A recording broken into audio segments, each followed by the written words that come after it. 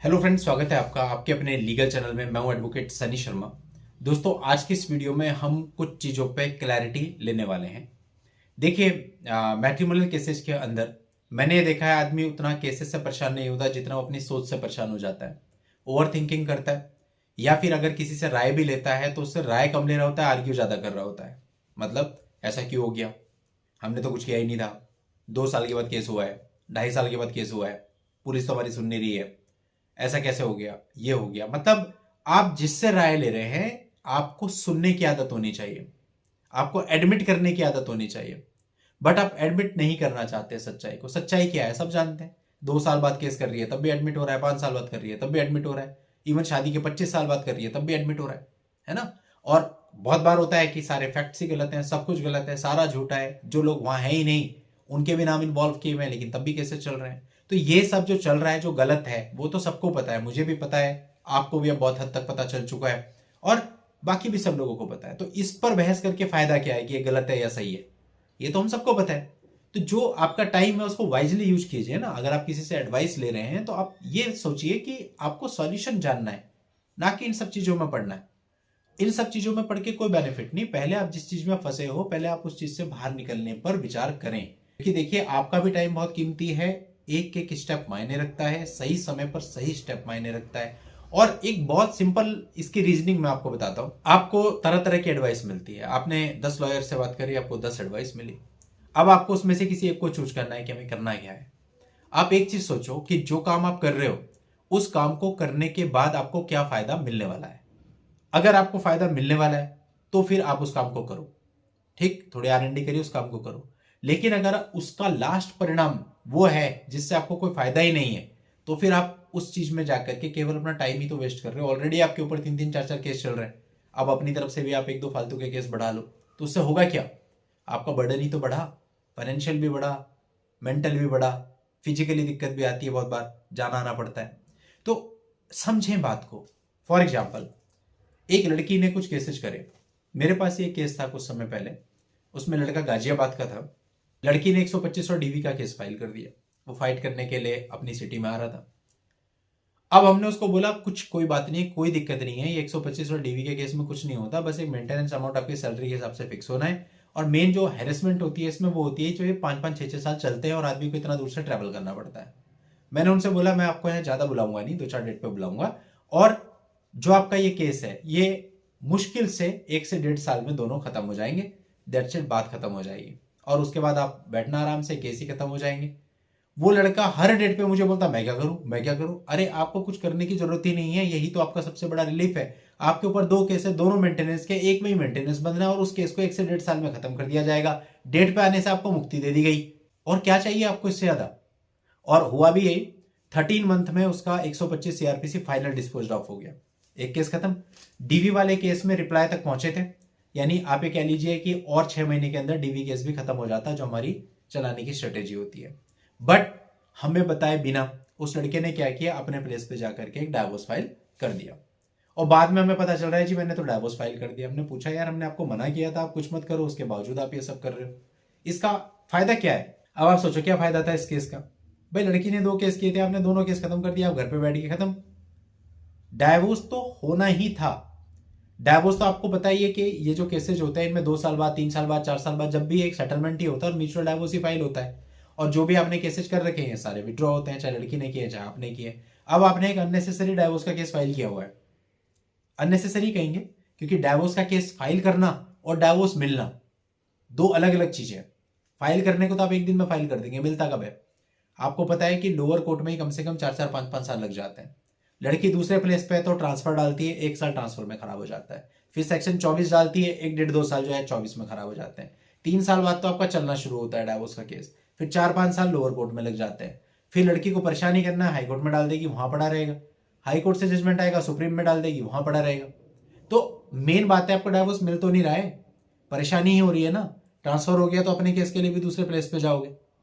आप समझ ही नहीं रहे हो, क्योंकि आपको हैरेसमेंट लेवल या तो नहीं पता है या आप समझना नहीं चाहते। किसी ने आपको एडवाइस किया वो ठीक है, एडवाइस दे दी एडवाइस देने वाले ने, अब आप उसको एनालाइज तो करो कि इससे हमें मिल क्या रहा है। हमें डाइवोर्स चाहिए इसलिए हम डाइवोर्स फाइल करते हैं, लेकिन वो केस फाइल करने के कितने समय के बाद हमें डाइवोर्स मिल रहा है, या मिल भी रहा है या नहीं। भाई आराम से आपका 3 साल में 4 साल में सेटलमेंट ही हो जाएगा ना, अगर मैं नॉर्मल कंडीशंस को भी पकड़ूं, नॉर्मल कंडीशन में भी।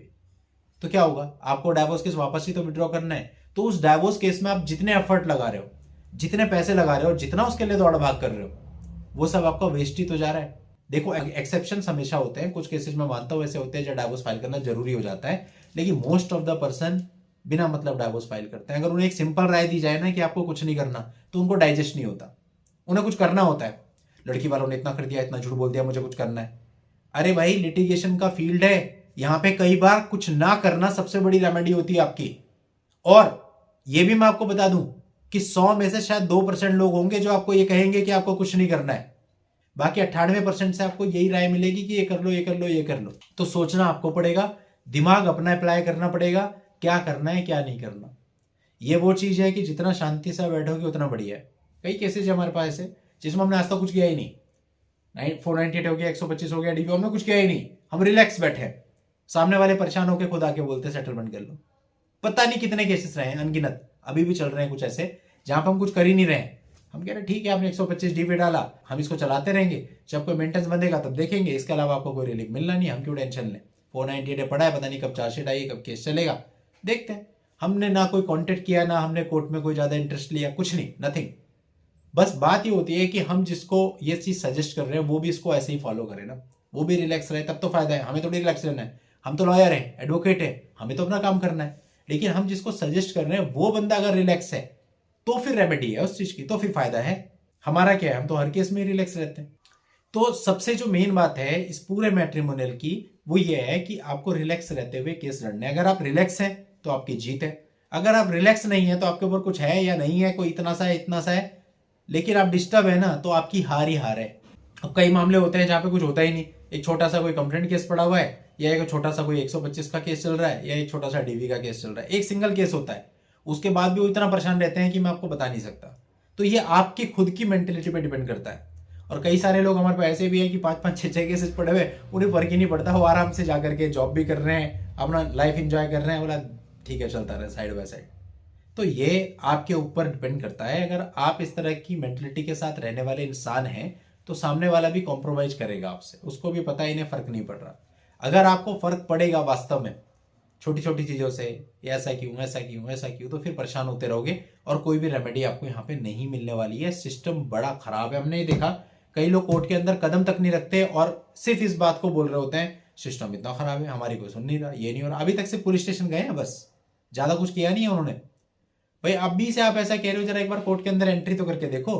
और जो लड़की के लॉयर्स खड़े होते हैं, आर्ग्यू करते हैं, कोर्ट का जो रवैया रहता है, वो सारी चीजें आप एक बार, वो सारी चीजें एक बार अनुभव तो करो, फिर क्या होगा आपका, फिर तो पता नहीं क्या कहोगे। तो इतनी जल्दी आप लोग ब्रेक हो जाते हैं कि कोई कहने की हद नहीं है। इस तरह से आप कभी फाइट नहीं कर पाओगे।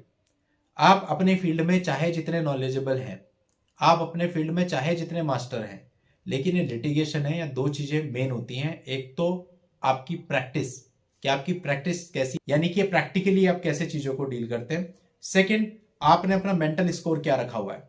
ये सब होने के बाद कहीं ऐसा तो नहीं है कि मेंटल ब्रेकडाउन हो गया।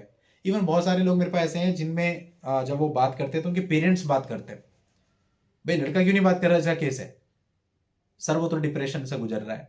अबे काय का डिप्रेशन हो गया भाई, एक लड़की आई, छोटा सा मामला हुआ, उसने केस कर दिया, आपको डिप्रेशन हो गया। जिंदगी में क्या क्या नहीं होता। आदमी करोड़ रुपए का बिजनेस खड़ा करता है, सब डूब जाता है, उल्टा केस कर देते हैं बैंक वाले, तब भी आदमी सर्वाइव करता है। और भी कितना कुछ हो जाता है, सड़क पे चलते चलते केस हो जाते हैं आजकल, तो सब कुछ झेलना पड़ता है ना आदमी को। तो इतने से में डिप्रेशन में चले गए, इतने डिप्रेशन में चले गए कि आप बात करने लायक नहीं हो। तो भैया अगर आपकी स्थिति ऐसी है तो माँ बाप कितना साथ दे लेंगे। मेरे सामने सामने बहुत से मामले ऐसे रहे हैं जहां पे माँ बाप मेरे से मिलने भी आए, दूसरी बार कॉल आता है कि सर मेरे पिताजी का तो देहांत हो गया जो आपसे मिलने आए थे। तो माँ बाप कितना साथ दे लेंगे। एट द एंड स्टैंड तो खुद ही करना पड़ेगा।